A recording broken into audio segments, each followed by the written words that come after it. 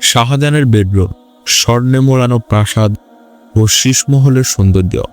স্বাগত বন্ধুরা, আজকের এই ভ্রমণে আমরা এক বিস্ময়কর ইতিহাসের অংশ হতে যাচ্ছি। আজ আপনাদের সামনে তুলে ধরতে চলেছি শাহজাহান ব্যক্তিগত বেডরুম, সেই মহাকাব্যিক স্বর্ণে মোড়া প্রাসাদ এবং কি শীষমহলের সৌন্দর্য।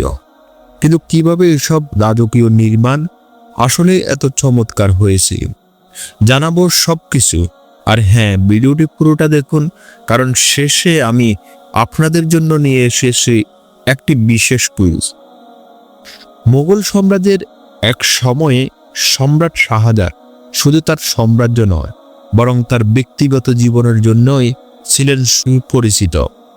তার রাজকীয় প্রাসাদ, যা মূল দিল্লির রেড ফোর্টে অবস্থিত, এক সময় ছিল পৃথিবীর সবচেয়ে বড় এবং সবচেয়ে দামি প্রাসাদ, এবং এখানেই ছিল শাহজাহানের ব্যক্তিগত বেডরুম।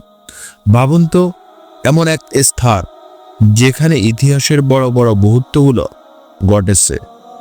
শাহজাহানের বেডরুম ছিল বিশাল এবং অত্যন্ত আড়ম্বরপূর্ণ, যার প্রতিটি কোণে ছিল স্বর্ণের আসবাবপত্র, দামি রত্ন এবং উন্নত আর্কিটেকচার। এছাড়া শীষমহল, যেটি ঐতিহাসিকভাবে মুক্তা মহল নামে পরিচিত, এটি ছিল প্রাসাদের অত্যন্ত গুরুত্বপূর্ণ অংশ। এখান থেকে শাহজাহান আরও তার রাজত্বের নানা সিদ্ধান্ত গ্রহণ করতেন। এখন এই প্রাসাদটির সজ্জায় ব্যাহত প্রতিটি উপাদান ছিল শুধুমাত্র বিলাসিতা নয়, বরং এক গভীর সাংস্কৃতিক ঐতিহ্যের প্রতীক। মোগল শিল্পকলার নিদর্শন, মার্বেল পাথরের অতি সূক্ষ্ম খোদাই এবং এর বিশাল আঙ্গিনা, এই সব কিছু শাহজাহানের রাজত্বের এক জাঁকজমকপূর্ণ চিহ্ন। কোথায় ছিল তার শাসনকাল? কিভাবে তৈরি হয়েছিল সে সময়কার মহামান্বিত প্রাসাদ? আর কি জানে শিশু মহল কিভাবে ঐতিহাসিক জগতে তার পরিচিতি পেয়েছিল? আজকের ভিডিওতে এসবে জানাবো। সম্রাট শাহজাহান, যিনি নিজেকে সুযোগের রাজা মনে করছেন, তার প্রাসাদ ছিল তার শক্তি এবং কি সৃষ্টিশীলতার প্রতীক। দিল্লির রেড ফোর্ট, এখানেই ছিল শাহজাহানের পছন্দের বেডরুম। এটি শুধু একটি বিশাল রাজকীয় স্থান ছিল না, বরং এটি ছিল তার ব্যক্তিগত জীবন এবং শাসনকালের কেন্দ্রস্থল। প্রতিটি কোণে ছিল আঙ্গুলের মতো লুকানো ঐতিহাসিক গল্প।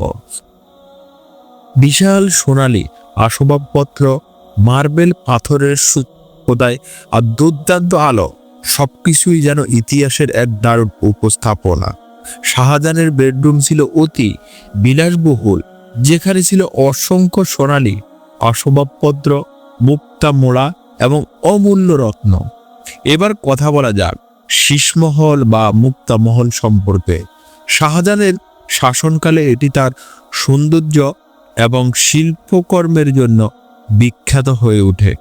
বলা হয় এটি একসময় ছিল শাহজাহান মনের আত্মাধিক শান্তির জায়গা। এই প্যালেসটি খোদিত ছিল বিশেষ ধরনের মার্বেল পাথরে, যা রাতের আলোতে যেন আরো উজ্জ্বল হয়ে ওঠে।